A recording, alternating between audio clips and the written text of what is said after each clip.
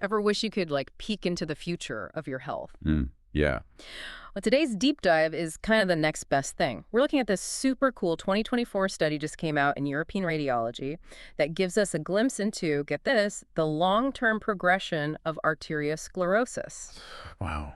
Like, imagine tracking this silent killer over 14 years. No kidding. 14 years is a long time. In crazy detail, too. That's what these researchers did. It's really groundbreaking stuff. They use CT scans to follow over 800 people, looking at the calcification in their arteries, those calcium deposits that can mean plaque buildup, potential problems later on. Right, and we're not just talking about one artery here. This study's way broader than usual, am I right?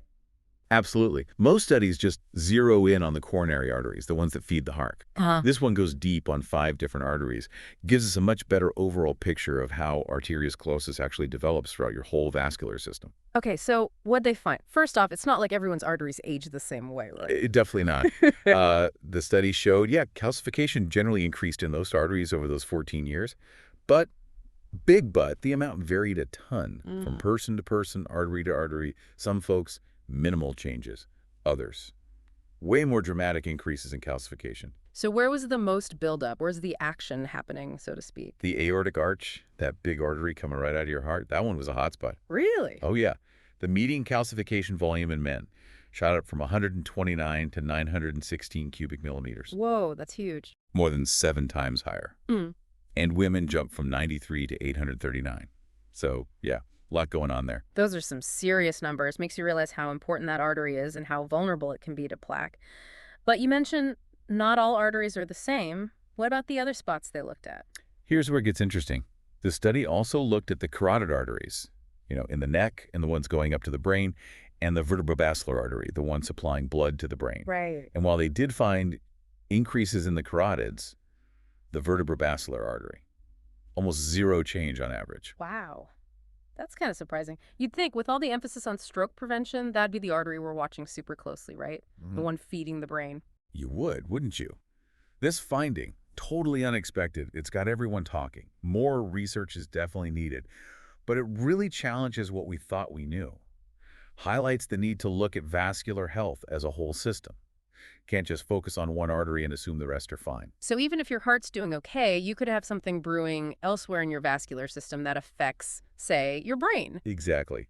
It just goes to show how interconnected our vascular system really is and how differently arteriosclerosis can affect each area, even in the same person. Okay, so this study looked at those risk factors we always hear about too, right? Like hypertension, diabetes. Anything surprising there? Yeah, actually. You'd expect hypertension to be linked to more calcification. And it was, in pretty much all the arteries they looked at. Makes sense. But what's interesting is diabetes seemed to be more specifically linked to certain arteries. Oh, like which ones? The intracranial carotid artery, the one that supplies blood to the brain. So even if you have the same risk factor, it could be affecting different parts of your system differently.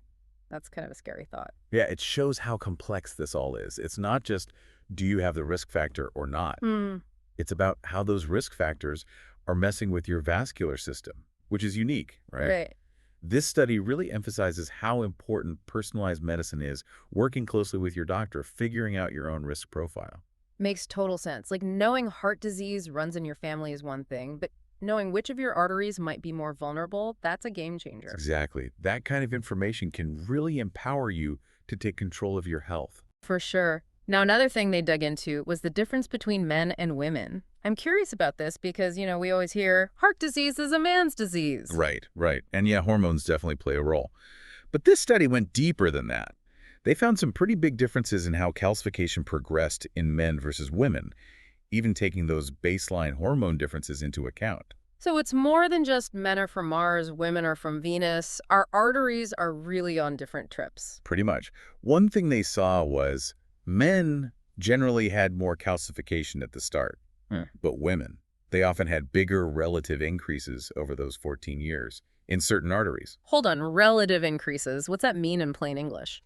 Good point. It's about proportions. Imagine 2 people. One starts with a little bit of calcification, the other starts with a lot. If they both develop the same amount of new calcification. The one who started with less, it's a way bigger percentage jump for them. Exactly. Like If your garden grows by 200%, but you only started with one tiny tomato plant, Uh-huh. I get it. and that's key here because women, especially younger women, tend to have less calcification to begin with. So when they do develop more, it looks more dramatic percentage-wise, even if the absolute increase is similar to men. So not that they're racking up calcium faster, just that the change is more noticeable because they started with a cleaner slate. Right. Although I should say, in this study, women actually did have a bigger absolute increase in coronary artery calcification than men, Oh, which is really important because, yeah, we associate heart disease with men, but this shows we got to pay close attention to women's heart health too. absolutely. No more stereotypes. This is a big deal for everyone, no matter your gender. Exactly. This study, big sample size, long time frame, it gives us valuable data that challenges some of those old assumptions about who's really at risk. We've gone over so much. Different arteries, how calcification builds up, those risk factors, men versus women. If you're listening to all this, it's a lot to take in. What's the main takeaway here? What does it all mean? To me, the biggest thing is we got to move past this one-size-fits-all idea of vascular health. Knowing your cholesterol or blood pressure is important, don't get me wrong, but it's not the whole story. This study really hammers home that point arteriosclerosis is complicated, it's dynamic, and it can play out differently all over your body. So if we've been so focused on just the heart, maybe it's time to zoom out and think about the whole network of arteries. Exactly. Think of it like you wouldn't check the tire pressure in just one tire and assume all four are good. Especially not if I'm going on a road trip. I need all those tires in tip-top shape. Exactly. Your cardiovascular system, it's your body's transportation network. Hmm. This study reminds us that taking care of your arteries means being thorough. Understanding your own risk factors, knowing the signs of different vascular problems, and working with your doctor on a plan that's just for you. Not just adding years to your life, but adding life to those years. Making sure your vascular system is ready for the ride. And that brings up a really interesting question. I'm glad you're here to help us unpack it. This whole deep dive, it really makes you think about arteriosclerosis in a new way. It's not just one thing, right? Not one artery, one risk factor. Men and women are different too. And this study, it focused on that calcium buildup, but what about the plaque itself? I'm curious about that. Yeah, that's important. Calcium, it's a good clue, but not all plaque is the same. Some of it's more unstable, more likely to rupture, Yeah. and that's when you get into heart attack or stroke territory. So two people, same calcium score, but totally different risk levels. One's a ticking time bomb, the other one's fine. It's definitely possible, and that's where we need more research. Yeah. Can we figure out how to tell not just how much plaque, but what kind? Yeah. How stable is it? Can we find those risky plaques, even if someone's calcium score looks okay? Man, that's a wild thought. It makes you realize, even with a number like that calcium score, there's so much we're still figuring out about this whole cardiovascular risk thing. Totally. This study, it's amazing, but it opens up a ton of new questions too. Like we talked about the vertebrobasilar artery, super low average increase in calcification. Right. But even so, over 25% of the folks in the study, the ones who didn't have visible calcification there at the start, Yeah. they developed it over those 14 years. So even if an artery is looking good overall, some people could still be having big changes going on under the radar. Exactly that. It's why those regular checkups are so important. Risk assessments, even if you feel fine. Early detection, that's the key. And then figuring out the right prevention plans for you.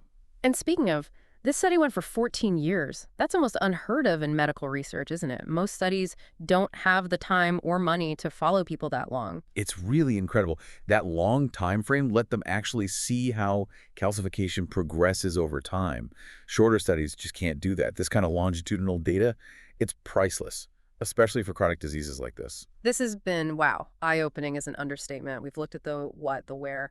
But I got to ask about the why, too. Are there still things we don't know about what causes these differences between arteries, between people? Oh, tons.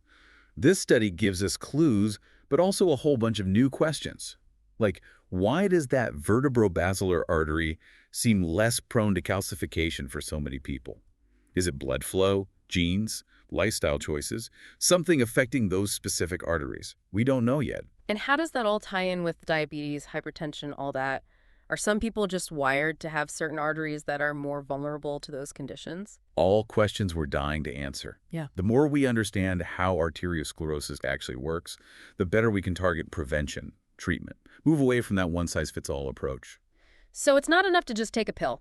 Got to see the big picture, be proactive, talk to our doctors, ask the right questions, advocate for ourselves. Couldn't have said it better. It's Yeah. about being informed, working with our doctors, staying up to date on research like this. Well said. I guess it's time for us to leave the world of arteries behind, at least for today. A huge thank you to everyone listening. Thanks for joining us on this deep dive into arteriosclerosis. Hope you found it helpful, empowering, and maybe even a little bit motivating to take care of your vascular health. Don't forget, knowledge is power. Keep those arteries healthy, folks. See you next time on The Deep Dive.